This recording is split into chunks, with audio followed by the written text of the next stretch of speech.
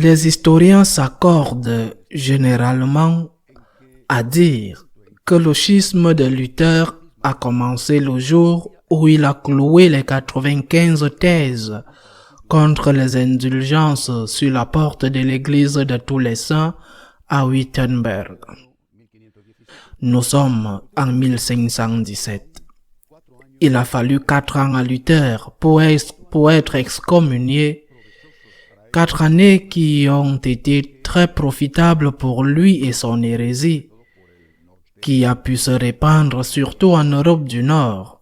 C'est aussi l'avis des historiens.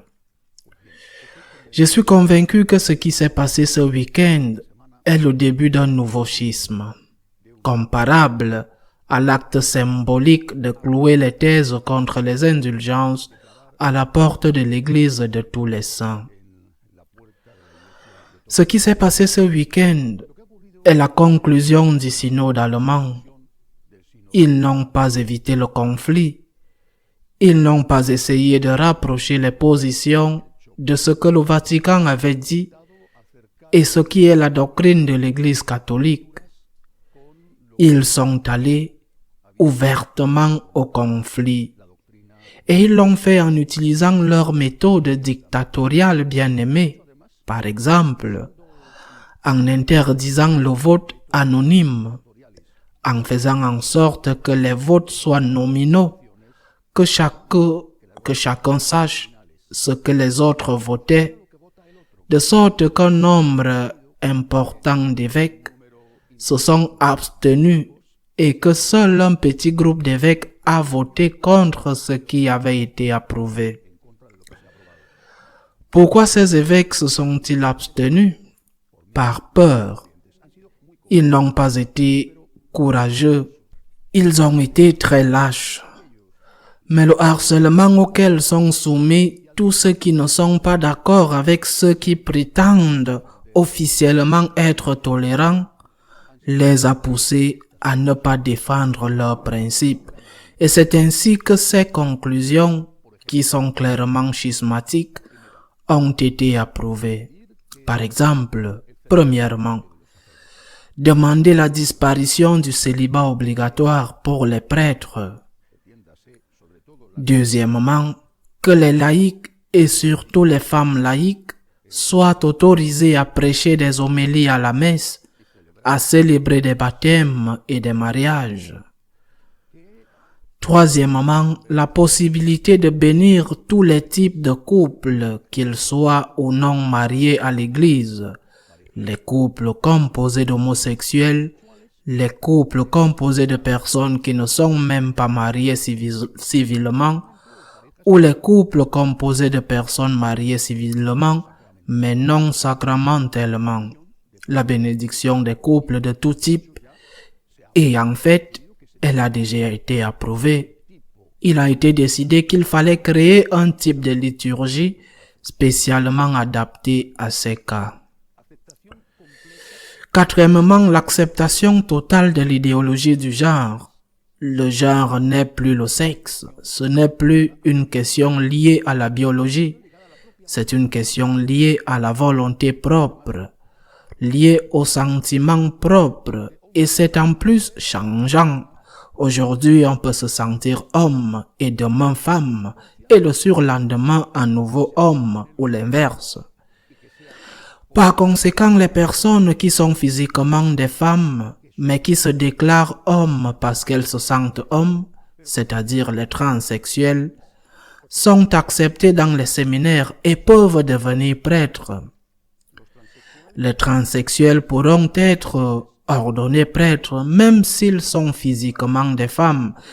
Et bien sûr, une fois qu'ils sont ordonnés prêtres, ou plus précisément, une fois qu'ils sont ordonnés prêtresses, ils peuvent répéter sans problème qu'ils ont à nouveau changé de sexe parce qu'ils ne se sentent plus hommes et recommencent à se sentir femmes.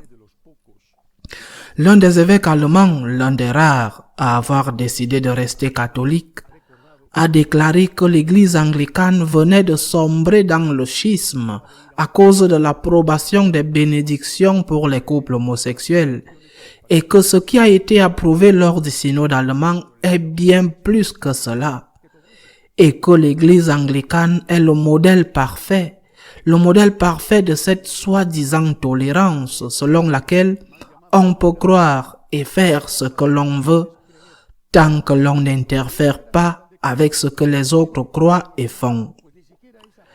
Même cette tolérance anglicane n'a pas empêché la rupture au sein de cette communauté ecclésiale lorsqu'elle a décidé d'approuver la bénédiction des couples homosexuels en Angleterre.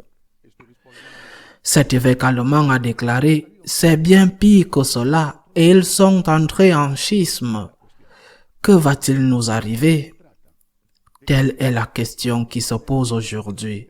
Il n'est plus question que certains cardinaux du Vatican, au plus haut niveau, comme Parolin ou Ladaria par exemple, interviennent parce qu'ils l'ont déjà fait et qu'ils n'en ont absolument pas tenu compte. Il est maintenant temps que le ministère pétrinien intervienne, c'est-à-dire que c'est le moment historique où le Saint-Père, en fonction du ministère pétrinien qu'il a et qu'il est le seul à avoir, et qu'aucun de ses cardinaux n'a, même s'il parle en son nom et par son mandat, il est temps que le Saint-Père, faisant usage de son ministère pétrinien, dont le devoir est de confirmer ses frères dans la foi, de maintenir la foi que les pontifes ont reçue l'un après l'autre depuis Saint-Pierre, il est temps que le Saint-Père intervienne. Il est essentiel qu'il y ait des règles claires et des interdictions absolues pour qu'il soit manifeste, pour qu'il soit clair sans aucun doute que tout évêque qui met en œuvre ce qui a été approuvé par le synode allemand doit être immédiatement démis de ses fonctions. Les 4 années perdues avec Luther ne peuvent pas être perdues maintenant. Nous sommes à une époque où les communications sont infiniment plus rapides qu'à l'époque de Luther. Et si nous ne agissons pas rapidement et de manière décisive, je le répète, par celui qui a le ministère pétrinien, beaucoup considéreront que cette inactivité est une permission tacite de faire ce que le synode allemand a approuvé. Les mêmes choses commenceront immédiatement à être appliquées en Belgique, en Suisse, aux États-Unis et même dans certains endroits d'Amérique latine, je n'en doute pas. Et ce qui s'est passé avec l'hérésie allemande de Luther est peu de choses comparé à ce qui peut se passer maintenant. Je crois qu'il faut continuer à prier beaucoup, mais il me semble qu'en ce moment la prière ne suffit plus. Il faut agir, et agir de la part de ceux qui en ont la responsabilité. Que feront les cardinaux et les évêques le jour où il y aura des prêtresses trans qui célébreront la messe?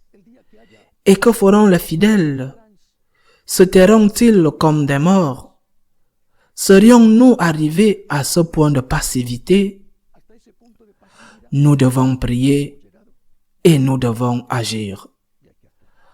À la semaine prochaine, si Dieu le veut.